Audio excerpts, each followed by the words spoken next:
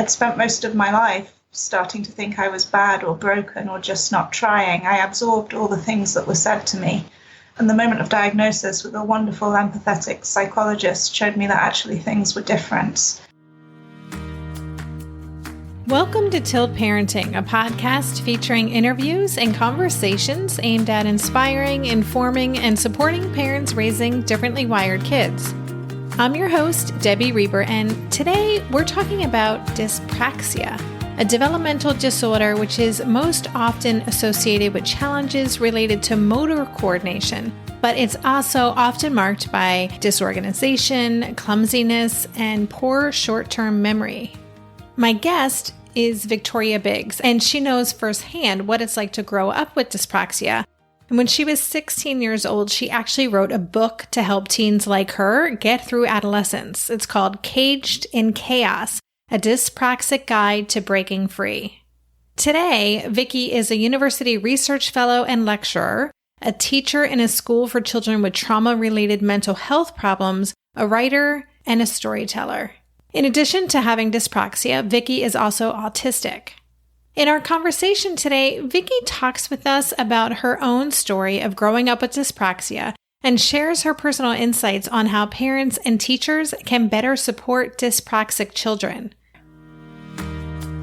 And now, without further ado, here is my conversation with Victoria Biggs about growing up with dyspraxia. Welcome to the podcast, Vicky. Thank you. So we have a lot to talk about, and actually today we're talking about something we haven't covered on the show as a solo episode yet. So I'm really looking forward to getting into this. But before we get into the heart of our conversation, can you take a few minutes to introduce yourself to us?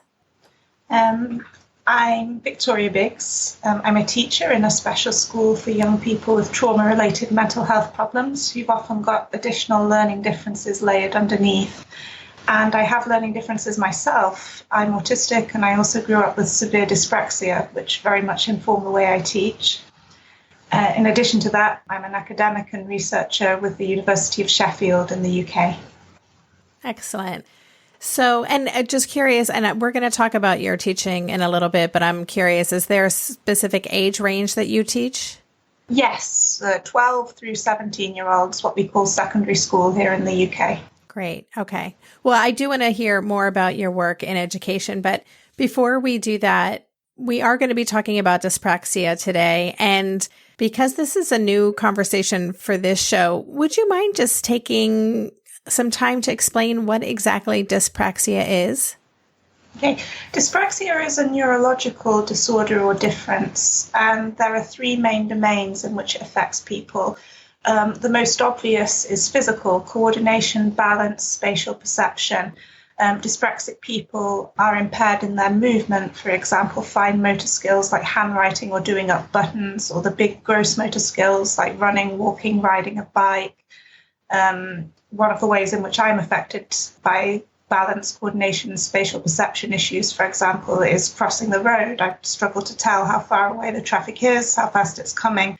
And so, you notice these kinds of physical issues among people with dyspraxia. And then there's cognitive difficulties as well, difficulty with processing speed, short-term memory, that kind of thing. So you may see dyspraxic individuals as coming across as very scatty, disorganized. When I disclosed to my university I had dyspraxia, the occupational health nurse just laughed and said, "You'll be another academic then," because of this stereotype of the nutty professor. And finally, it can affect you socially too. Like some dyspraxic people will have difficulty interpreting nonverbal cues, body language, that kind of thing. And dyspraxic children who may not have had the same opportunities to join in with their peers, because so many of children's games are based around coordination, sport, and they can have social problems in consequence of that. So as you're describing that, it also, to me, sounds like sensory processing disorder. Is there a relationship between them? There's a relationship in that people with dyspraxia often do have sensory processing difficulties, but not all dyspraxic people do. In my case, I very much do. I have hyperacute hearing, hyperacute sense of smell. So I really struggle with certain physical environments, like a busy bus or something like that.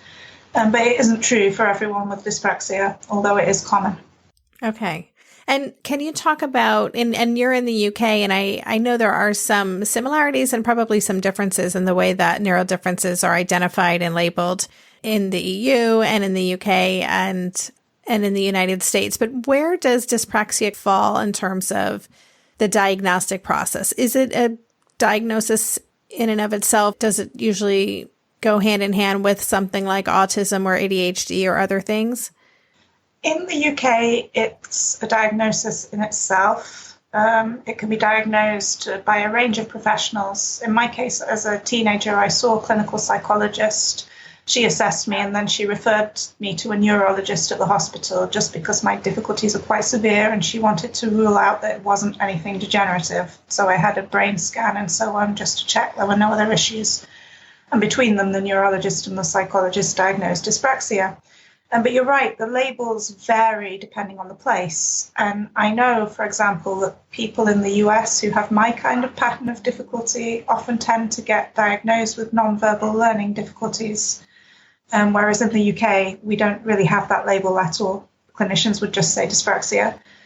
And there are links with other conditions. There's quite a high rate of overlap with dyslexia, with ADHD, and also with autism. There's some interesting research showing that dyspraxic adults who don't meet criteria for an autism diagnosis still have a higher rate of autistic traits than the general population. So yeah, there's some link there. So interesting. So the way that I found you is I was doing research and stumbled upon a book that you wrote when you were a teenager. Can you tell us about that and why you embarked on that project? Oh, yes. Well, being diagnosed with dyspraxia was a major watershed moment in my life. I'd had a lot of trouble in school, which people are often surprised to hear about now because I have a PhD. I went to the University of Cambridge, got one of the highest marks in the country for my A-level exams, my graduating exams. And yet, in spite of this, when I was 13, I had 9 months out of school because I had a breakdown. I just wasn't coping. Teachers believed I was either lazy or not trying or just not very capable. I'd been badly bullied on the basis of my differences. And it had all got to the point where I just wasn't coping anymore. And at 15, I finally had that neuropsychological assessment and was diagnosed with dyspraxia. And it was like a light bulb going on in my head as I realized all the different things I'd struggled with were actually part of a pattern. And I needed some help. But my reaction when I need help is to read. I've always been a voracious reader ever since the age of 2. But when I turned to the bookshelves, everything I could find was written for parents or teachers of much younger children. There was almost nothing on teenagers and nothing that spoke directly to teenagers. So I sat down to write the missing book. I was part of a support group for teenagers with learning differences by this time. And so I got everybody together and we crowdsourced our best tips and strategies for getting through adolescence. And I wrote them down and weaved them in with my own story, and they became Caged in Chaos. And I'd always knew I intended to publish it, but it never actually hit me what that would mean until I got to Cambridge, first day at university. And there was a note in my pigeonhole from one of my new professors saying his 2 little nieces have got dyspraxia and he'd really enjoyed reading my book over the summer. And then it hit me. I'm going to be taught about 18th century literature by someone who has read all about my embarrassing first crush and the problem with inserting tampons. And so it was life-changing in that way as well. Like, all this information about teenage me is out there now, and I'm never going to be able to take any of it back. That is super interesting. Yeah, I was wondering about that. I mean, I think 15 is a really rough age for any teenager, I think for young women in particular. And it sounds like when you wrote the book, you were really taking ownership. You know, was it part of your putting your stake in the ground? This is who I am. There's nothing wrong with me. I mean, I'm just curious to know a little bit more about your emotional process at that time. It felt wonderful. it was a way to say there's nothing wrong with me. Like right from the moment I got my diagnosis, I accepted that it was just a different way of thinking. I'd spent most of my life starting to think I was bad or broken or just not trying. I absorbed all the things that were said to me.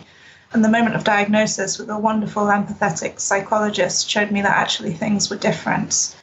And although I believed that, it took me some time to start implementing the belief. And so writing the book was actually part of that process, part of that struggle for self-acceptance. And I think you can see that when you read the book, that there are some pages where I'm very hopeful and upbeat, and other pages where you can tell I'm really frustrated with myself. When the publishers released a new edition a few years ago, they asked, would I write an afterword as an adult, just to give an adult's perspective? And in that afterword, for this reason, I included some advice to my 16-year-old self that I would say now if I was talking to her as she was then. Just recognizing what an anxious person I used to be and how much better things became.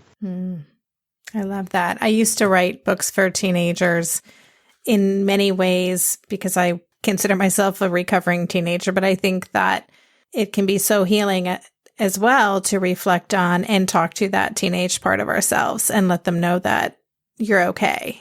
Mm-hmm. So tell me a little bit more about what some of the challenges were that you were experiencing when you were younger. You talked about the bullying, you talked about struggling in school. What are some other things? And I'm asking in part because I'm hoping that parents might identify with some of these things going on with their child if dyspraxia hasn't been on their radar so far, what kind of things they might keep an eye out for. The single hardest thing for me was the inability on the part of so many of my teachers to realize that just because someone is excellent at one thing, that doesn't mean that all their skills are going to be in the same league. When I was assessed and diagnosed with dyspraxia, I found that some of my cognitive skills, particularly around language, put me in the top 0.1% of the 16-year-old population, whereas others put me in the bottom 0.3%. So extreme gap. And because of these extreme gaps, which showed themselves in that I could read Jane Austen at the age of 10, I'd read her complete works, and yet I couldn't finish a simple assignment in class. My handwriting was so slow. Because of those extreme gaps, some teachers decided that I was being lazy, that someone as capable as me couldn't be incapable of finishing work. I just wasn't trying. I was just being insolent. I thought it was beneath me. And they used to say this to me. And I'd been busting a gut. I'd been trying my best. And I remember sitting there trying to hold back the tears as these things were said to me. Other teachers, conversely, had the belief that I wasn't very bright. It depended which side they saw of me on whether my difficulties or my strengths were more in evidence in their lesson.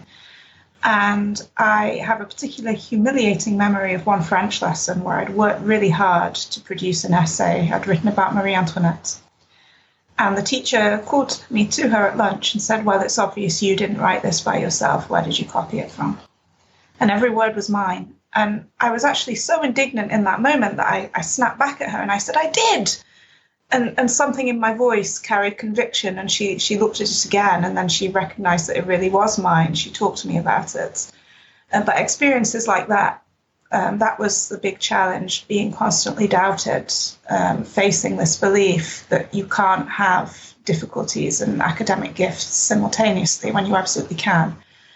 Other challenges came from peers, fitting in socially. Things got better as I got older. But high school can be quite a cruel place for a teenage girl who doesn't have the motor skills for makeup, for applying nail varnish, who isn't any good at hockey or the other games that sporty girls play, whose main interest is curled up reading books. And I'd learned a great many of my social skills from books, because while I did have friends, I wasn't gregarious growing up. I was excluded from a lot of things in the playground.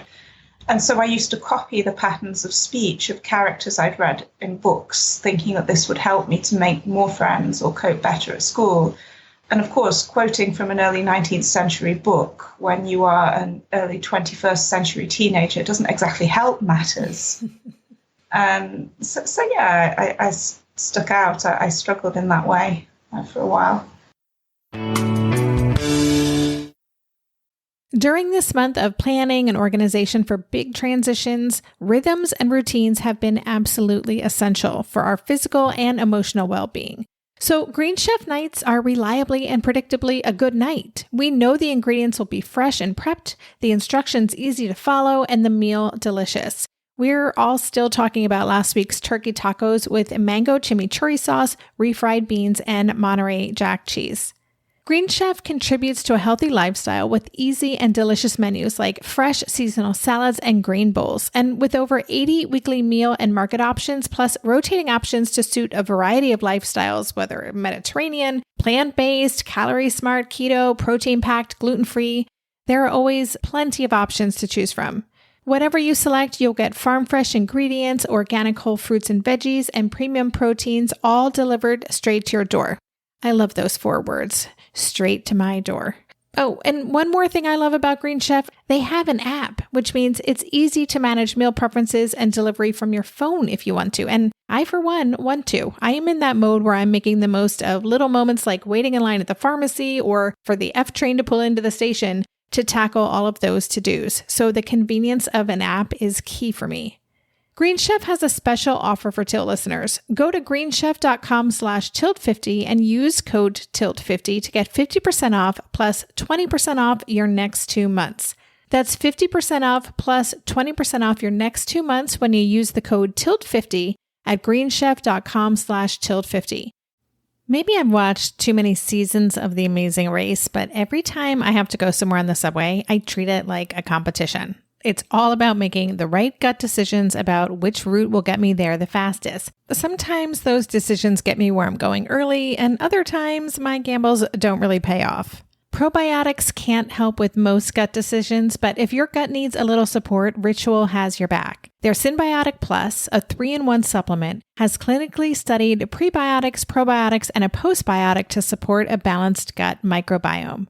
I've been using Synbiotic Plus for about 6 months now, and it's become a core part of my morning routine. I take the mini capsule every morning while making my way through my inbox, whether I'm at home or I'm on the road, because it doesn't need to be refrigerated. And the capsule itself is delayed released, which helps it survive the harsh conditions of the upper GI tract for delivery to the colon, and that's exactly where we want it to go. Ritual invested in a study modeling the human colon, which showed that Synbiotic Plus significantly increased microbial diversity and the growth of beneficial bacteria.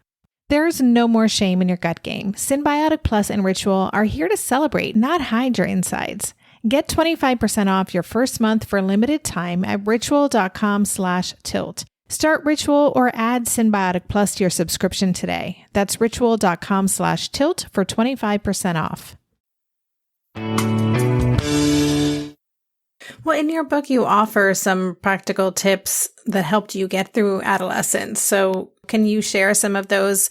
Perhaps listeners who have teenagers with dyspraxia will share this conversation with them. We'll want to get them your book, Caged in Chaos. But what are a couple of strategies or tips for teenagers? Mm-hmm. That's a really big question because the book's subdivided into all domains of life. I've got tips for coping with school, tips for making friends, tips for dealing with bullies.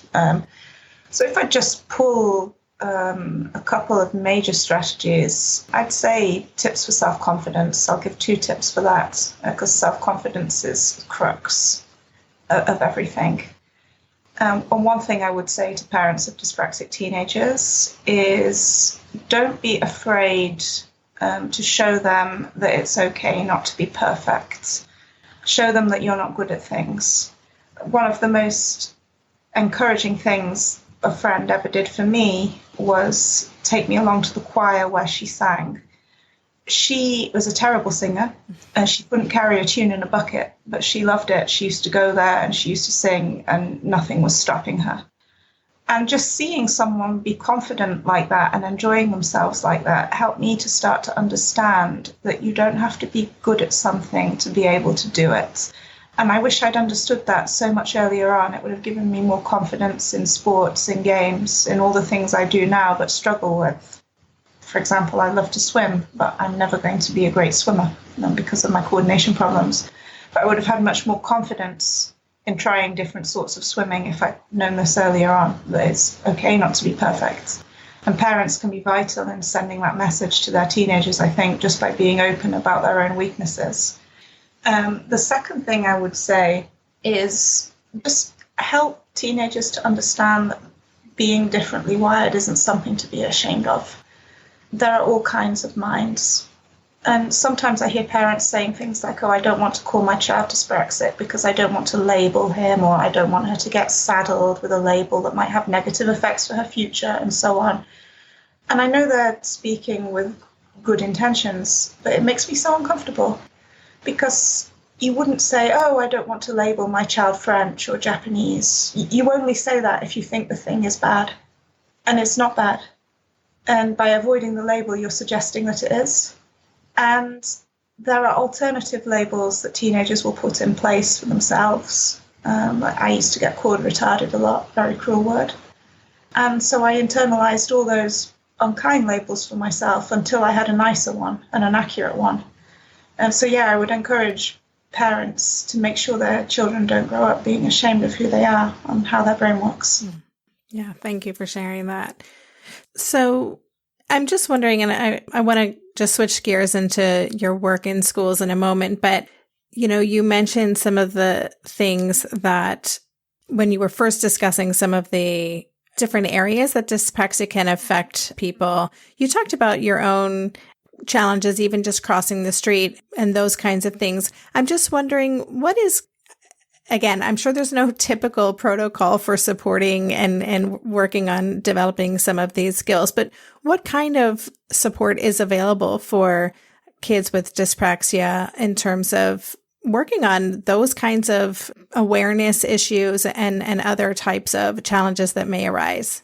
Well, when I was a teenager, I had access to occupational therapy. There was an occupational therapist who came to my school, and she worked with me on developing motor skills. There were different exercises that she would do with me. And also we had practical skills groups for independent living. Like I used to go to the neuro rehab unit at a local hospital where they did cooking skills. And this was for people with any type of neurological disorder that might affect their ability to make food. And as I was 15, 16, and will be living independently, hopefully in the near future, I wanted to learn these skills. So I had access to that. She provided me with some adapted equipment. So when I went off to university, I took a bunch of kitchen supplies that are designed for people with coordination problems, like knives with handles that are perpendicular to the blade, jar openers, gadget that holds things still on the counter so you can chop it, all that kind of thing. So it was a cross between finding ways to mitigate my difficulties as they were then and helping me to develop new skills.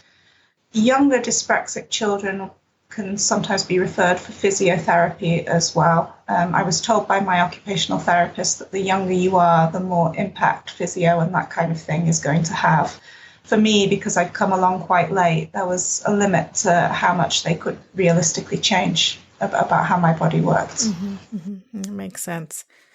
All right, let's talk about the work that you do now. I know that you are in academia, and I know that you work in a school. So I'm curious to know how, your own learning differences have influenced the teacher that you are in working in special education.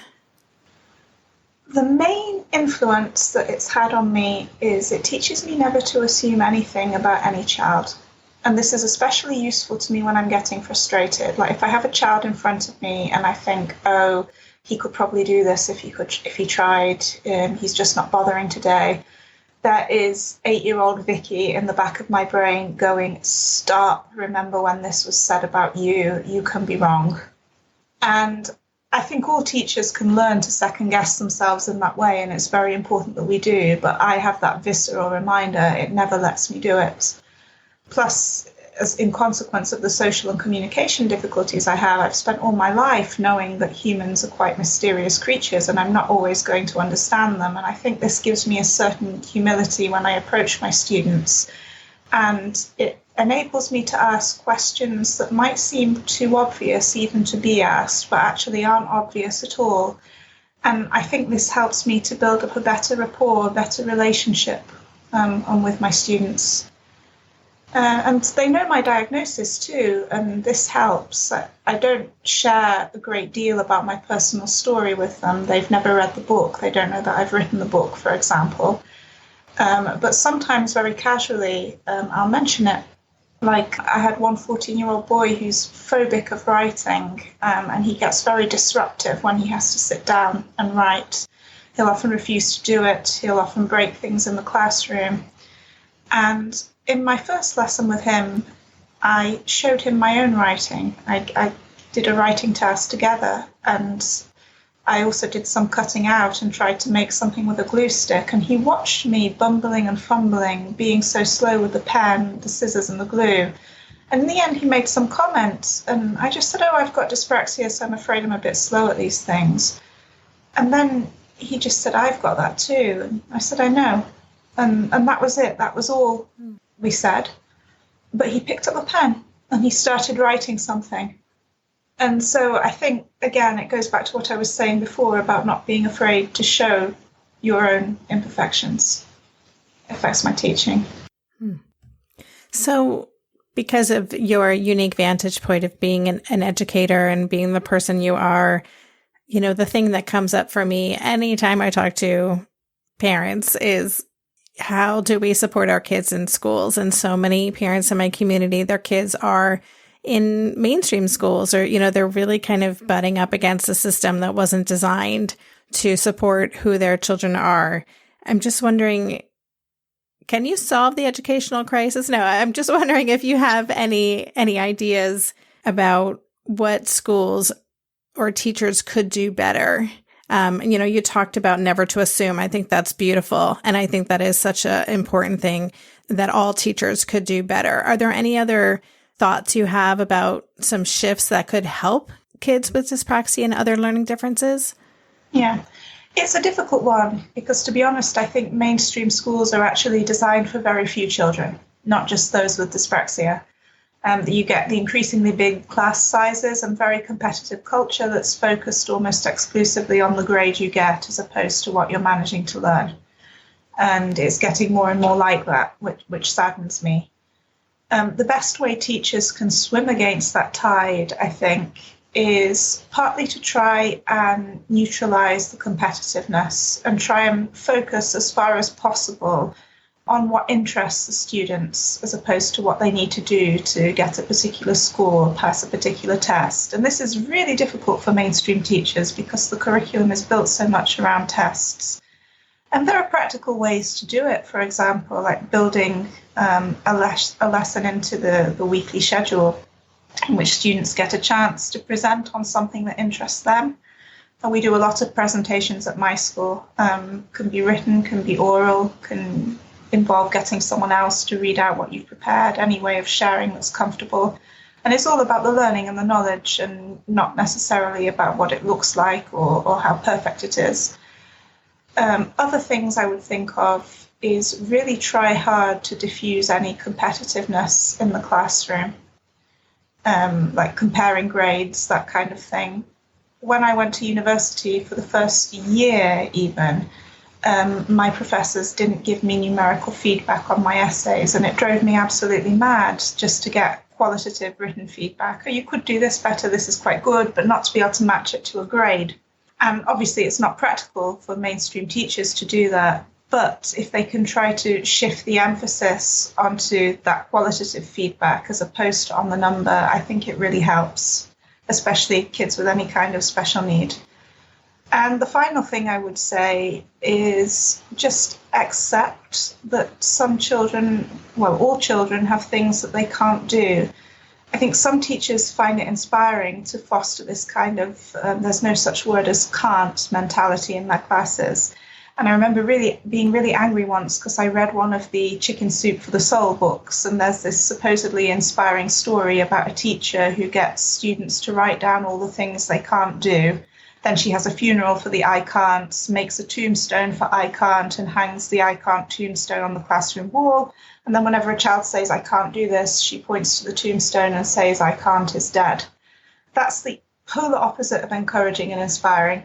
And I'd say to any teacher who thinks this is a good idea, I expect you to be dancing with the Royal Ballet Company in 2 weeks, and I don't expect to hear no or I can't, because there's no such word as I can't. But like that, it seems ludicrous. Everyone's got things they can't do. And I think the liberating power of education is to help you accept your limitations as well as your strength. And I think to feel really safe in finding their strengths, dyspraxic kids need to also feel safe going up to the teacher's desk and saying, I can't sharpen this pencil, or I can't do this, whatever it is. And teachers can play a big role in helping them to say that. Thank you so much. I really appreciate you sharing that, and really great things to think about. Hey there, it's Debbie. I love making this show and sharing conversations about how to support our awesome neurodivergent kids. I've seen how even one little insight from an interview can spark a big shift in daily life. But I know that raising complex kids can be messy and lonely. And just when we think we figured it out, something comes up that boots us right back to feeling overwhelmed and stuck. That's why I've poured everything into creating a way for parents like us navigating complex parenting journeys to join together and chart a path that feels positive, hopeful, and doable. It's the brand new Differently Wired Club experience. In the club, you'll get personal support from me and other seasoned parent coaches, 6 live calls every month where you can connect and get your personal questions answered, the opportunity to learn directly from authors and experts like I have on this show, monthly themes for getting specific and tactical, an exclusive private podcast feed, and the best, most generous community of parents. Seriously, these folks show up for themselves and each other, and that right there is really everything, because it's a daily reminder that we're not alone. Our kids aren't broken, and we have totally got this.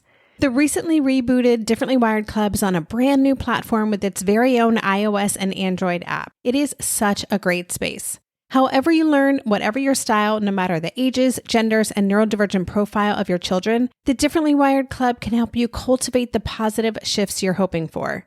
Join us today by going to tiltparenting.com/club. That's tiltparenting.com/club. I hope to see you on the inside. If you're a parent, I invite you to join us at the Mindful Mama podcast, where it's all about becoming a less irritable, more joyful parent. With sometimes hilarious and always thought-provoking experts and friends, at Mindful Mama, we know that you cannot give what you do not have. And when you have calm and peace within, then you can give it to your children. I'm Hunter Clark Fields, and I can't wait to see you there. Listen in to the Mindful Mama podcast.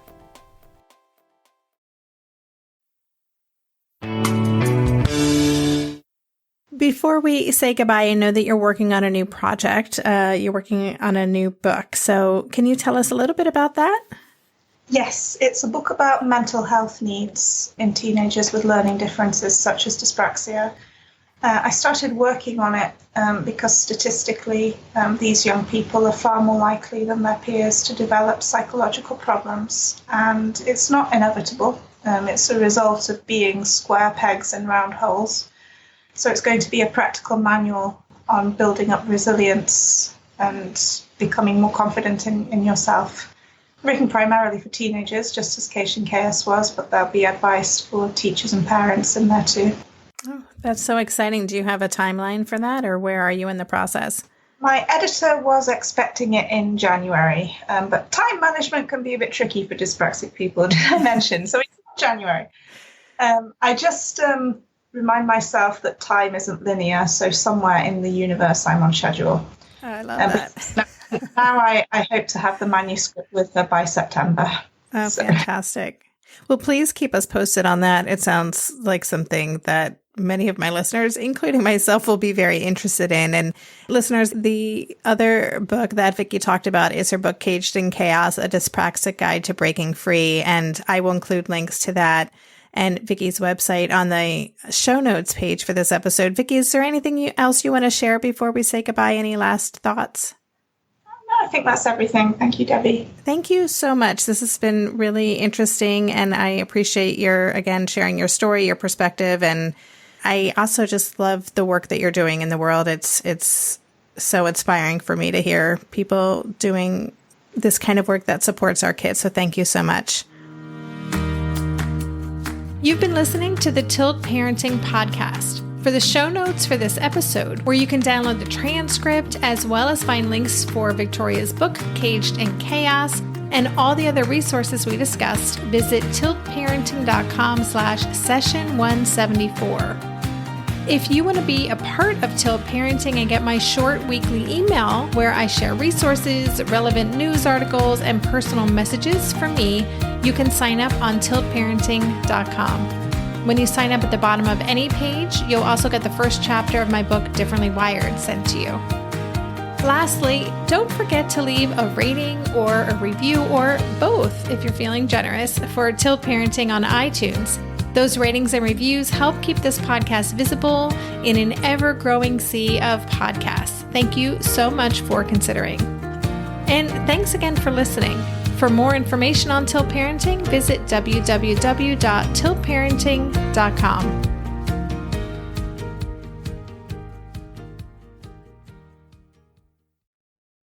Are you overwhelmed by the things that get in the way of you doing what you want to do? Are you looking for ways to simplify life to better align with your values? Do you want to create space in your schedule so you have room for more of the good stuff? Play, joy, relationships, gratitude, and more? If you answered yes to any of these questions, I invite you to check out Edit Your Life, a podcast to help you edit the unnecessary from your life so you have more room to enjoy the awesome.